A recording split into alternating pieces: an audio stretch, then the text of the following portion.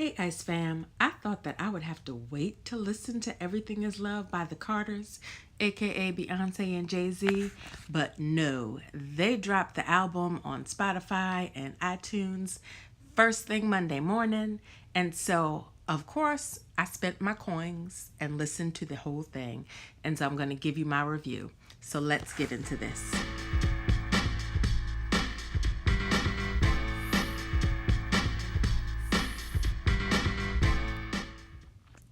Overall, the album is about love, what they've been through to make it to the other side, and how grateful they are. They're also braggadocious in a little bit of a strange way. They're not exactly throwing their money in your face, but they are talking about how wealthy they are. So let's break it down song by song.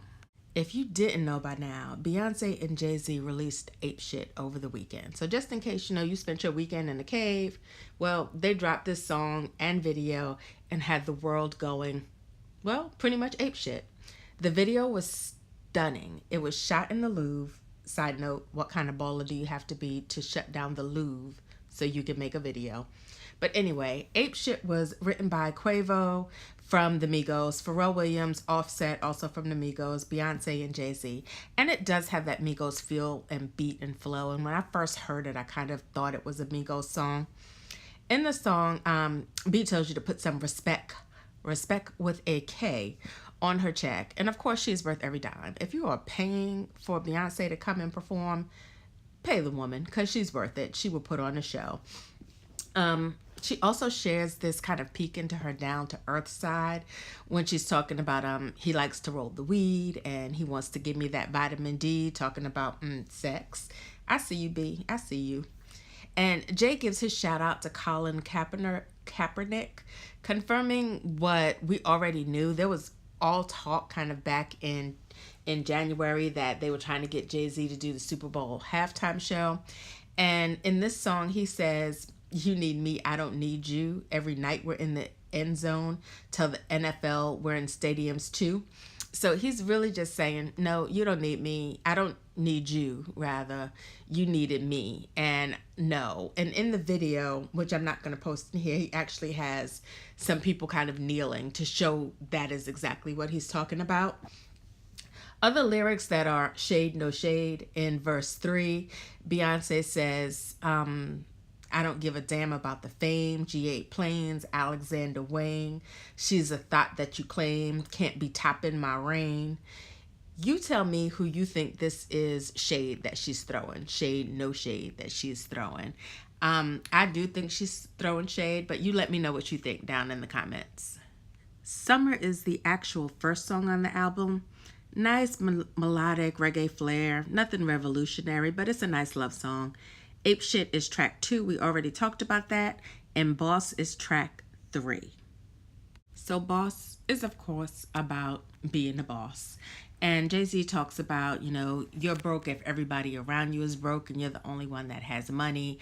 And it really just kind of speaks to, I think, how he feels that the people around him, he wants to bring up with him. He wants to educate them about money and wants them to have money too.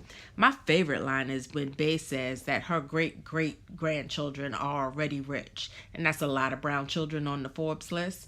I ain't mad at him.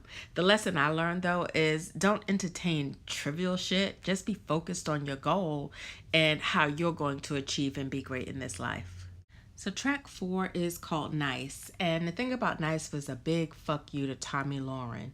Jay actually says, after all these years of drug trafficking, time to remind me I'm black again. All this talking back, I'm too arrogant. And that goes to when Tomi Lahren was, all up in her arms about Beyonce's Super Bowl halftime show. And she went throwing up that Jay-Z was a drug dealer, even though he ain't been that for a number of years. So that was what that line meant to me. He was throwing some shade back at Tomi Lahren. But, she probably is not going to get it. So next up is 713. The title is a shout out to Houston. The song is a shout out to their love. My favorite line is actually the outro when Jay says, "To all the good girls that love hustlers, to the mothers that put up with us, to all the babies that suffered because of us, we only know love because of ya.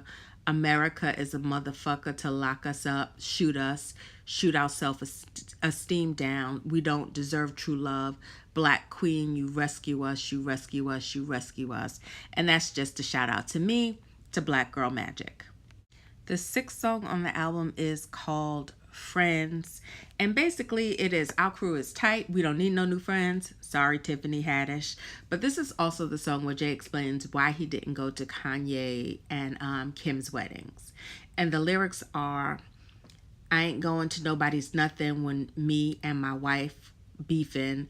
I don't care if the house is on fire. I'm dying, nigga. I ain't leaving.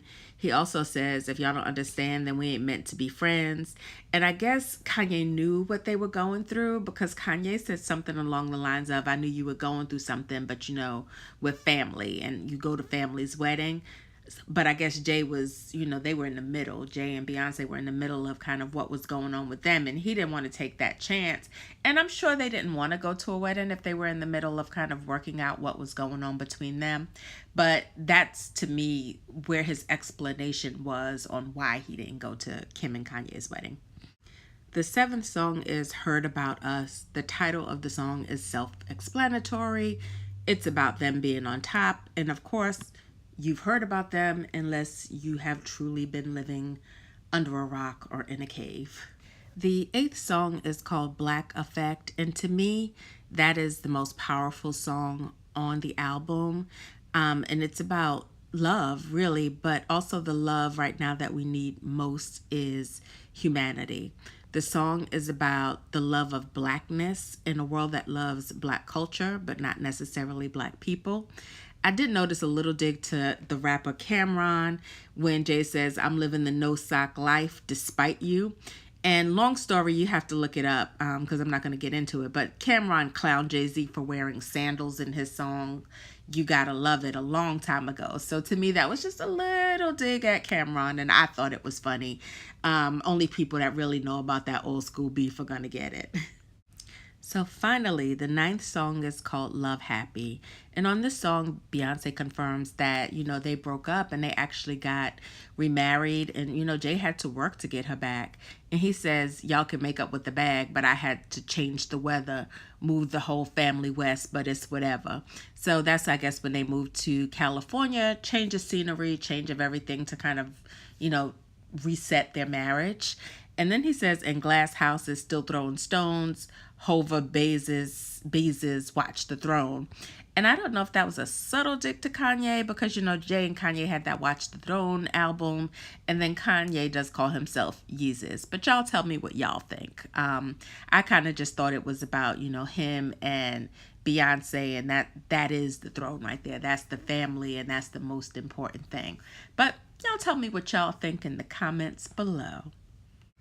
Now, y'all notice I do not have any samples from this album on my video because my money ain't like the Carters, and I'm not trying to have them come for my neck or copyright strike me. But overall, I would say that it is worth the $9.99 that I paid for it on iTunes. Do you have the album? Did you listen to it on Tidal or Spotify? What do you think? Let's discuss in the comments below. As always, if you like these videos, give them a thumbs up, smash that subscribe button. I will be doing regular uploads one day in the middle of the week, either Tuesdays or Wednesdays, and then always on Sundays. Bye, Ice Fam.